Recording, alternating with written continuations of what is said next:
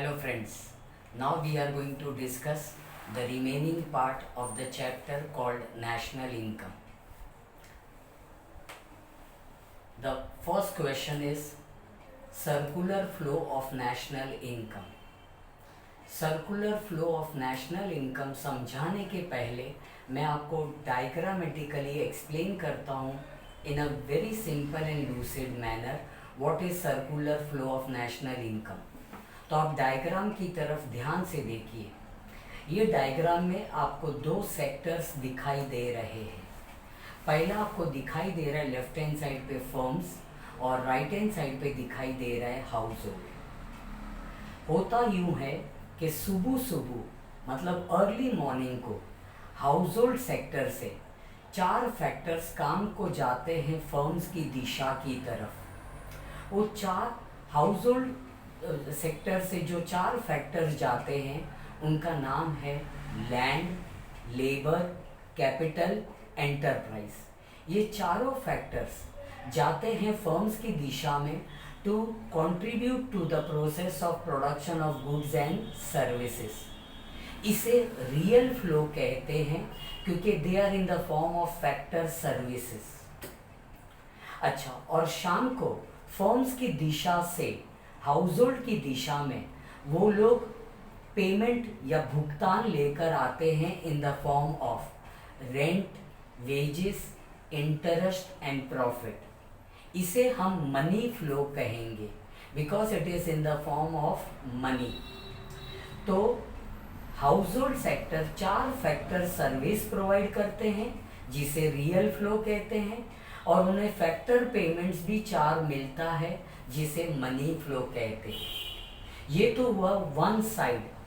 अब दूसरा साइड ये है कि फर्म्स प्रोवाइड करता है goods and services to satisfy the wants of the household sector। इसे फिर दोबारा हम कहेंगे real flow because they are in the form of goods and services.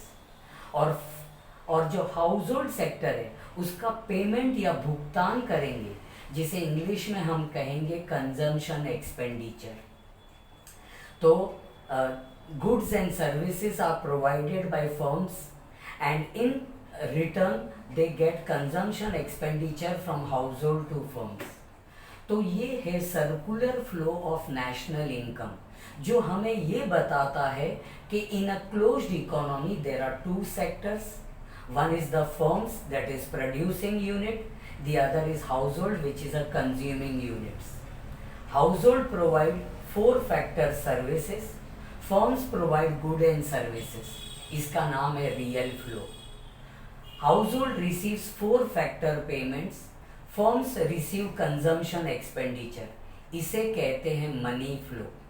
ये था circular flow of national income in a two sector model. ये होता है इन अ क्लोज्ड इकोनॉमी।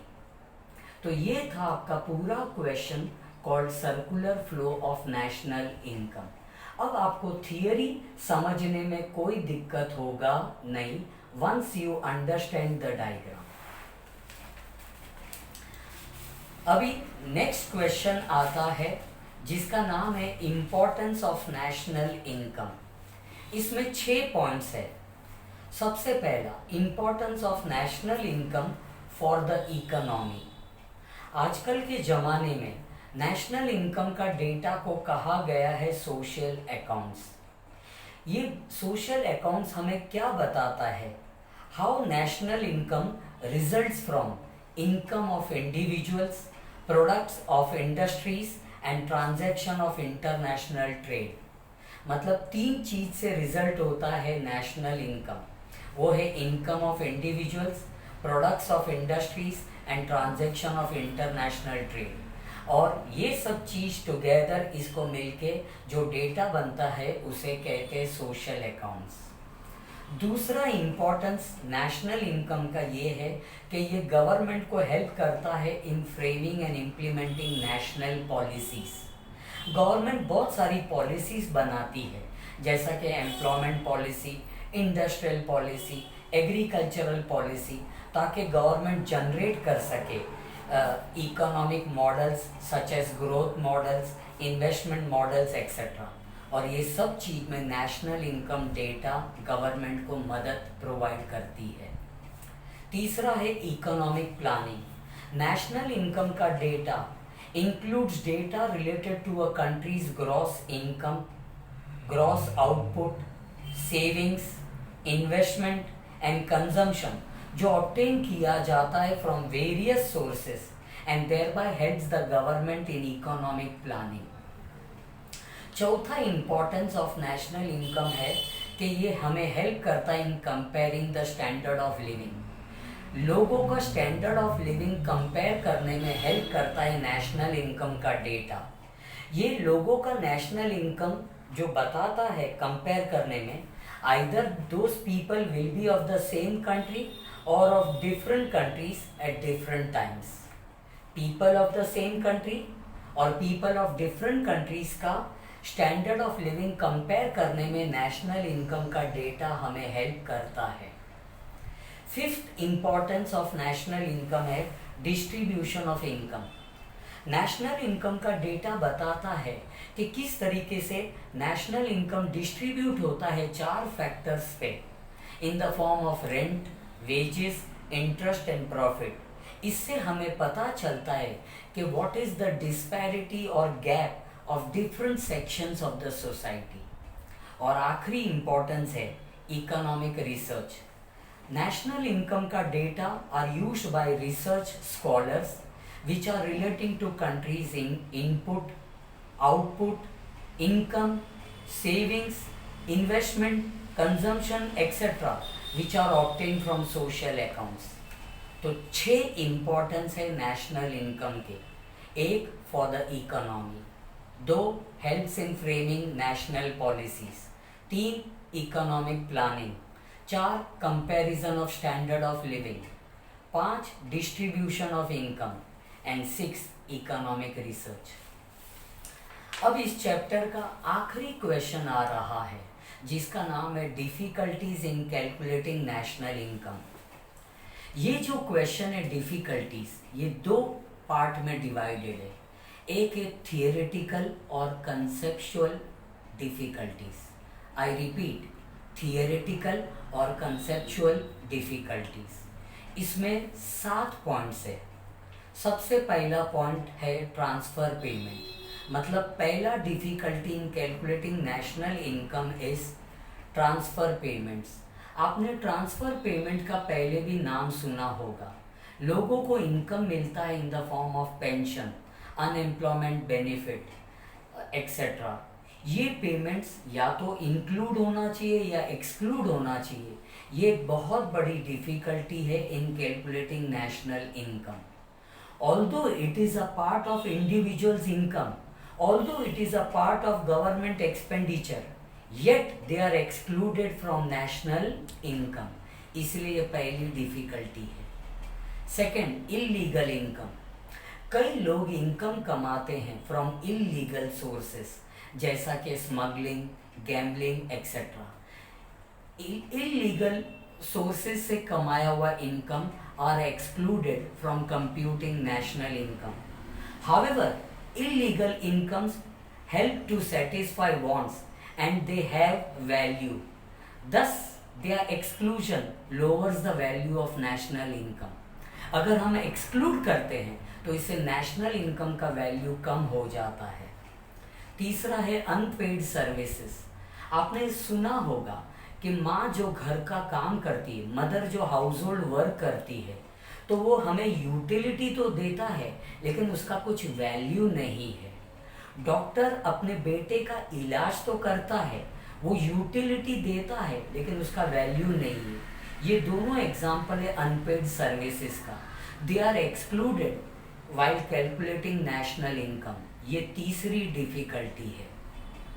चौथी है सेल्फ कंजम्पशन। आज लोग गुड्स बनाते हैं जैसा कि कंस्ट्रक्शन ऑफ ओन हट्स। आपने गांव में सुना होगा कई लोग अपना खुद का घर बनाते हैं। वो लोग क्रॉप्स कल्टीवेट करते हैं खुद के फैमिली कंजम्पशन के लिए।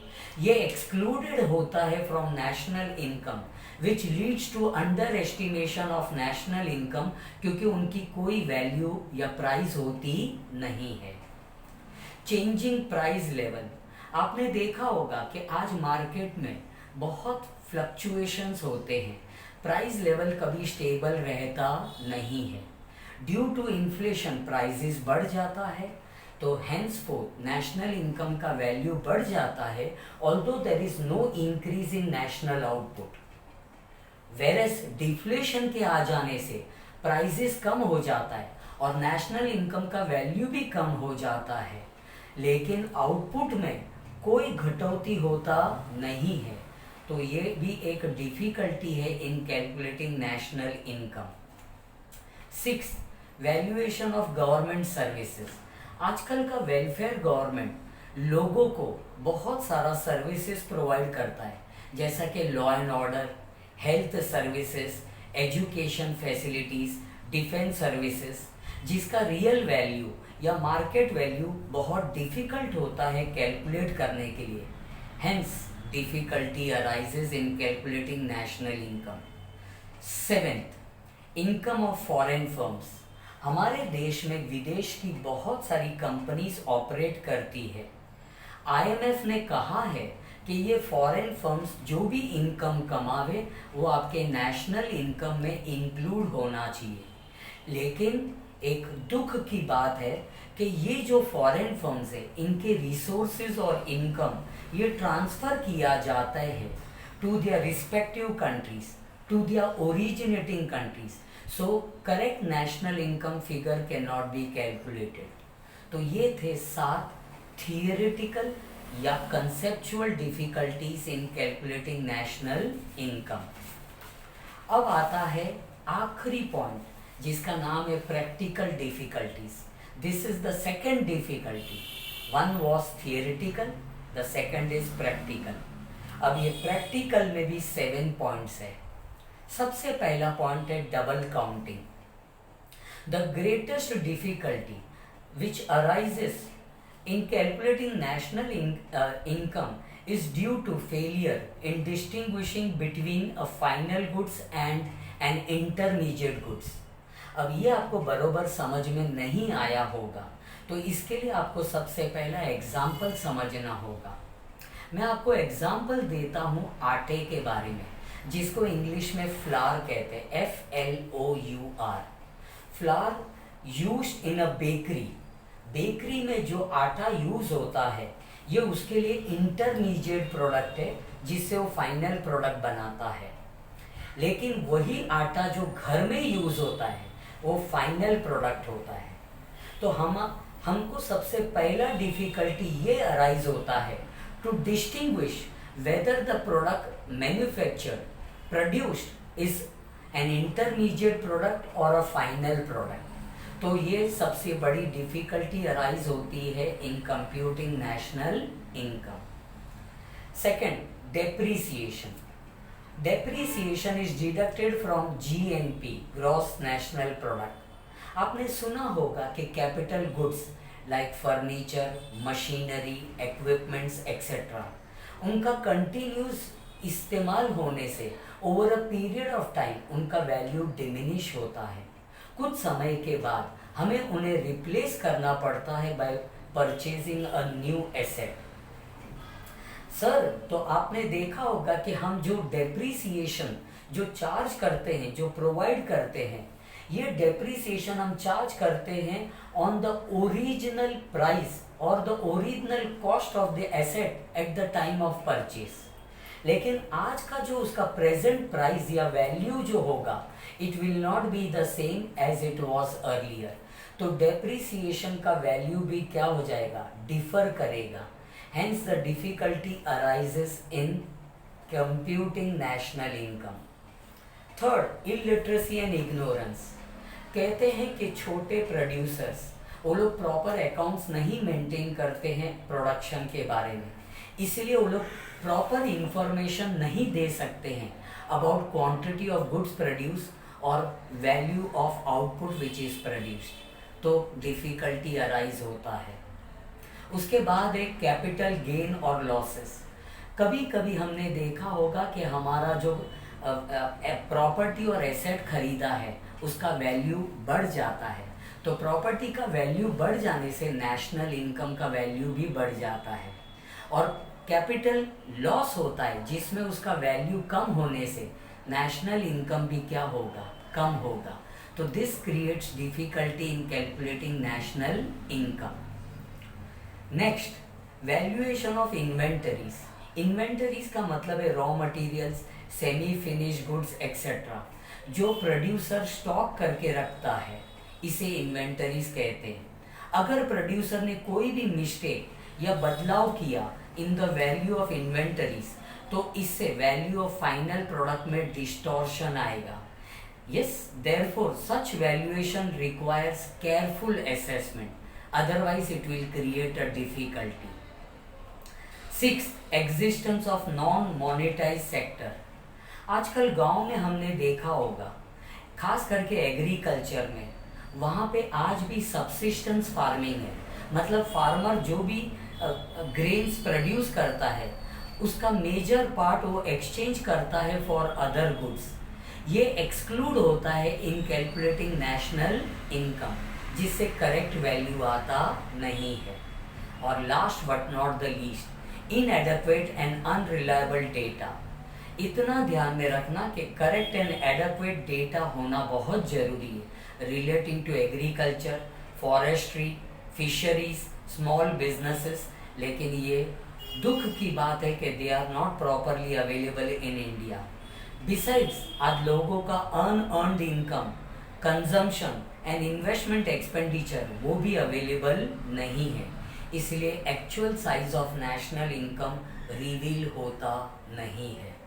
तो ये थे 7 practical difficulties in calculating national income. First, double counting.